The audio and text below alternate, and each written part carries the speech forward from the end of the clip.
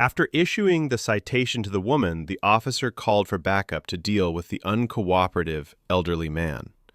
The man's wife tried to explain to the officer that they had only made a left turn, not a U-turn, and were then hit by the other vehicle.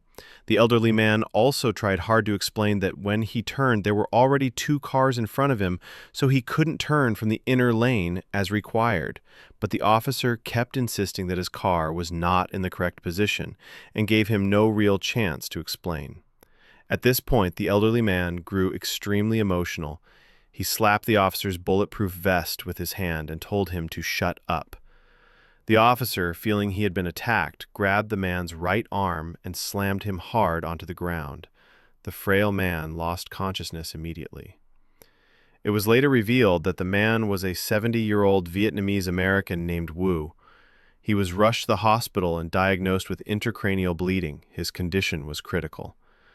The man's daughter later posted online condemning the officer's use of excessive force. She said her father was only 5'3" tall, suffered from bone cancer, and was already in a very fragile state, yet he was subjected to such violent treatment. She vowed to take legal action to restore her father's dignity. On the other hand, the officer involved claimed in his official report that the elderly man had simply lost his balance and fallen. He stated that he had merely grabbed the man's right arm and helped guide him to the ground. But this version of events was starkly different from what was seen in the body cam footage, which clearly showed a forceful takedown. The release of the video sparked immediate outrage online. Many commenters harshly criticized the officer's behavior. One user wrote, "I'm a cop myself, and I can say this was totally unnecessary.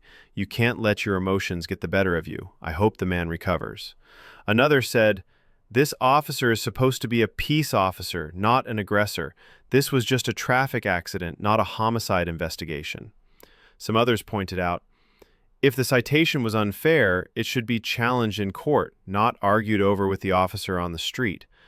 At present, the officer has been placed on administrative leave pending an internal investigation. The case remains under further review.